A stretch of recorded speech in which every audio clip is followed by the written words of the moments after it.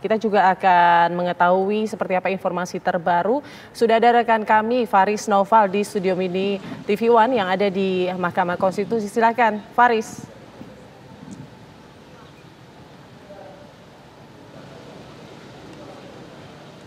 Ya, selamat pagi Putri Widasari dan juga pemirsa, kembali lagi bersama Faris masih di Studio Mini di halaman depan di Gedung Mahkamah Konstitusi Jakarta. Baru saja kita saksikan bersama bacanya Anies Baswedan dan juga Muhaimin Iskandar, ini paslon nomor urut 1 tiba di Gedung Mahkamah Konstitusi. Lalu sebelumnya sekitar 10-15 menit Putri dan juga pemirsa, rombongan yang menggunakan bis ini dari Ganjar Pranowo dan juga Mahfud MD pun juga sudah tiba di Gedung MK Jakarta, tempat saya mengabarkan saat ini. Dan masih bergabung bersama saya Mas Adi Praitno, Direktur Eksekutif Parameter Politik. Lalu juga ada Bang Frits Edward Siregar, Wakil Komandan Alfa TKN Prabowo Gibran. Selamat pagi Bang Frits. Pagi Bang. Baru bergabung nih Bang Frits nih. Kita tadi udah ngobrol-ngobrol banyak nih sama Mas Adi Praitno nih Bang Frits. Jadi Bang Frits agak ketinggalan, namun nggak apa, kita akan tanyakan.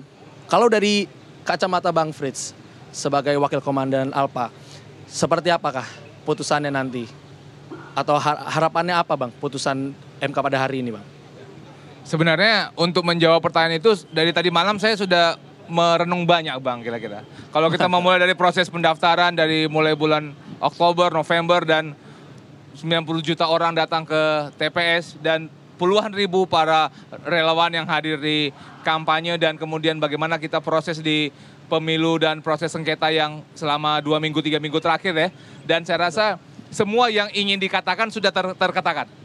Semua ingin disampaikan melalui para keterangan ahli, saksi, para pengacara, para kuasa hukum di dalam ruang sidang dan di luar sidang. Saya rasa juga sudah terkatakan. Saya rasa tidak ada informasi yang tidak dapat lagi didengar oleh mahkamah.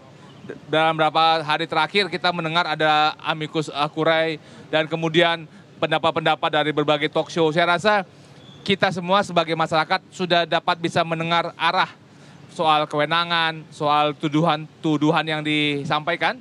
Dan kami percaya bahwa Mahkamah Konstitusi akan kembali kepada ataupun tegas kepada kewenangan yang diberikan oleh Undang-Undang Dasar, yaitu memiliki kewenangan untuk menyelesaikan sengketa hasil pemilu. Ya. Dan pada saat itu hasil itu tidak dapat diperdebatkan oleh paslon 1 dan paslon 3 dalam proses persidangan. Kami percaya bahwa Mahkamah Konstitusi akan menolak permohonan yang diajukan oleh paslon 1 dan paslon 3. Nah, tapi jika kita berandai-andai nih Bang, jika putusannya dari gugatan dari paslon 01 dan 03 ini diterima. Tadi kan dibalik ya, kalau naik ke Mas Adi jika ditolak. Namun ini jika diterima, lalu langkah apa yang akan dilakukan dari paslon 02 nantinya? Kalau diterima, wah, pertanyaannya agak-agak apa juga nih, agak-agak sedikit sensitif ya. Disahkan. Tapi lihat begini ya, pertanyaannya gini. Apakah Undang-Undang Pemilu 7 tahun 2017 memberikan kemungkinan ada yang namanya pemungutan suara ulang atau pemilu ulang? Karena Undang-Undang Pemilu hanya mengatur apabila ada namanya pemungutan suara susulan atau pemungutan suara ulang. Tidak ada namanya pemilu ulang. Itu tidak ada dalam Undang-Undang 7 tahun 2017. Kan kita akan kembali kepada proses pendaftaran, proses verifikasi, proses kampanye, proses pemungutan suara. Apa dasar KPU untuk melaksanakan pemilu ulang itu? Karena itu tidak dikenal dalam Undang-Undang Pemilu kita. Kalaupun misalnya, kita sepakat ya, kalau misalnya saya memakai cara berpikir yang disampaikan. Kalaupun misalnya, kan ini kan membutuhkan proses lagi kemarin, proses anggaran. Ya. Anggarannya dari mana?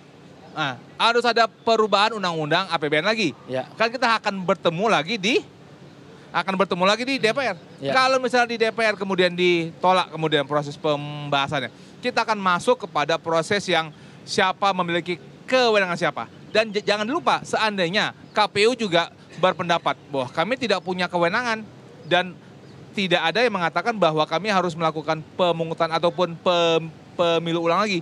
Kita akan masuk kepada proses politik yang tidak akan pernah berhenti. Betul. Nah, kalau dari Mas Adi Praitno menanggapi ini, Bang Frits yang sangat optimis bahwa memang ya hasilnya itu untuk disahkan itu sepertinya ya hampir tidak mungkin. Dari Mas Adi gimana? Saya kan sejak awal selalu mengatakan bahwa Mahkamah Konstitusi itu kewenangannya adalah hanya mengadili sengketa hasil pemilu. Yap. Itu jelas kok termaktub dalam Undang-Undang Dasar 1945. Kalau soal terkait dengan pelanggaran, dugaan-dugaan kecurangan selama proses pemilu berlangsung, Undang-Undang Nomor 7 2017 mengatakan itu ranahnya penyelenggara pemilu namanya Bawaslu, bukan Mahkamah Konstitusi. Itulah yang saya sebutkan, Mahkamah Konstitusi itu bukan dokter umum, Pak, yang mampu menyelesaikan semua persoalan-persoalan. Yang ditangani itu hanya soal sengketa hasil pemilu. Ini yang kemudian menebalkan satu keyakinan bahwa rasa-rasanya Mahkamah Konstitusi akan menolak ya semua gugatan yang dilakukan oleh kubu 1 dan kubu 3. Itu yang pertama. Yang kedua, dari fakta-fakta persidangan yang disampaikan terkait dengan dugaan-dugaan kecurangan itu, menurut saya hanya omongannya yang meyakinkan, tapi fakta-fakta yang kemudian dihadirkan itu tidak ada yang meyakinkan. Ketika ada dugaan soal politisasi bansos misalnya, mestinya yang dihadirkan itu adalah mereka yang menerima bansos dan terpengaruh untuk memilih paslon nomor 2 misalnya. Tapi dalam konteks itu tidak ada. Yang dihadirkan itu adalah saksi-saksi yang sebenarnya hanya membangun narasi dan wacana-wacana yang muncul di kalangan publik dan pembicaraan di media. Tapi orang yang terlibat langsung, merasakan langsung, menyaksikan langsung bagaimana orang menerima bansos dan terpengaruh itu tidak ada, Pak. Kalau itu dikumpulkan di setiap provinsi, di setiap kabupaten dan kota, saya kira bagus. Sebagai bentuk testimoni bahwa sebenarnya orang datang ke TPS itu terpengaruh karena bansos. Itu yang pertama.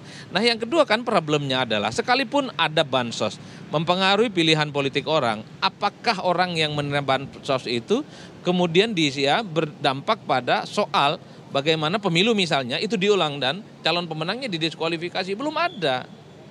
Itu belum ada sejarahnya.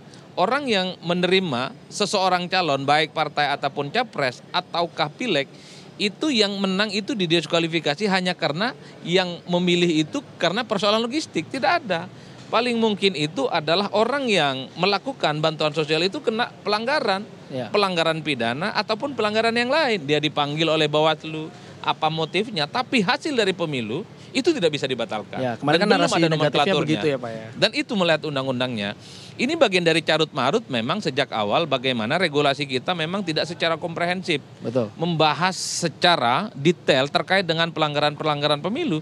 Jangankan soal apakah pemilu yang dihasilkan dari penggunaan logistik yang berlimpah itu bisa digugurkan ataupun tidak. Undang-undang yang terkait dengan politik uang aja, itu tidak ada Pak secara spesifik.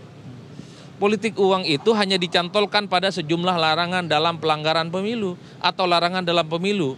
Misalnya yang dilarang dalam kampanye itu, 1, tidak boleh menghasut, 2, tidak boleh merusak atribut yang lain, tidak boleh mempersoalkan NKRI, Pancasila dan seterusnya. Ada yang di bawah itu. Dilarang memberikan uang dan barang untuk mempengaruhi pemilih. Itulah ditafsirkan sebagai politik uang. Kalau ngasih uang dan barang tapi tujuannya tidak untuk mempengaruhi pemilu, itu bukan politik uang, Pak. Sedekah namanya. Lillahi ta'ala ingin masuk surga. Boleh nggak tambah sedikit Ya ya? gimana Bang Fred? Kalau kita melihat ya, kan kalau tadi Bang Adi kan fokusnya kepada bansos misalnya. Ya. Kalau kita mengacu kepada karena itu dalil yang dimohonkan. Dalil yang dimohonkan itu kan kalau kita melihat ya kan dalil yang paling utama lah ya kalau saya mengatakan fondasi dari permohonan. Ya. Pertama kan soal pencalonan Mas Gibran. Dan itu merupakan produk dari putusan Mahkamah Konstitusi sendiri gitu loh. Mas Gibran bisa menjadi calon itu karena putusan daripada Mahkamah Konstitusi. Ya. Dan tidak dapat dibuktikan sebaliknya oleh para pemohon di dalam persidangan. Ya. Yang poin yang kedua misalnya soal Sirekap. Sirekap juga sudah dijelaskan bahwa Sirekap itu merupakan alat bantu dan tidak dipakai sebagai dalam proses penghitungan karena penghitungan itu adalah sebagai manual. Nah, dan soal pengerahan massa itu juga sudah dibantah dalam bagaimana peran daripada PJ dan kemudian antara hubungan dengan PJ dan bagaimana proses pemilihan. Oleh karena itulah dasar-dasar dan tadi juga soal bansos juga Mahkamah bahkan memanggil 4 menteri untuk bisa menjelaskan bagaimana bansos. Jadi dengan dasar-dasar itu saja ya yang kami lihat bukan karena persoalan kewenangan daripada Mahkamah Konstitusi. Kalaupun misalnya Mahkamah tetap melakukan proses pemeriksaan terhadap proses pembuktian, bukti yang disampaikan juga tidak mampu sehingga adanya mengakibatkan keterpilihan karena itu. Berarti cara dari kubu TKN Prabowo Gibran ini menepis narasi-narasi negatif seperti itu selama ini apakah memikirkan sampai merapatkan atau menanggapi dengan santai aja ini Bang? Narasi-narasi seperti itu Bang. Sepertinya nggak ada yang santai sih Bang ya dalam proses ini ya. Karena semuanya kan bagian lah ya. Ini bagian dari bagaimana kita bisa mempertahankan kepercayaan dari 92 juta masyarakat Indonesia yang sudah memilih dan hadir di TPS. Dan dalam rangka untuk menjaga marwah yang sudah diberikan tersebut, tentu saja kami sebagai kuasa hukum, sebagai penasihat hukum, melakukan berbagai banyak rapat untuk bisa menjawab tepat pada apa yang diinginkan. Meskipun memang di dalam proses pembahasan awal kami bilang, ini sengketa suaranya mana ini? Kan kami harus siap-siap nih dengan C1 misalnya, dia hasil, kemudian di BA di kabupaten. Kan kami harus segera kami kumpulkan, tetapi ternyata apa yang didalilkan tidak soal dengan suara, tapi di luar dengan daripada suara. Baik, nah ini kalau ya kita tahan dulu dialog kita.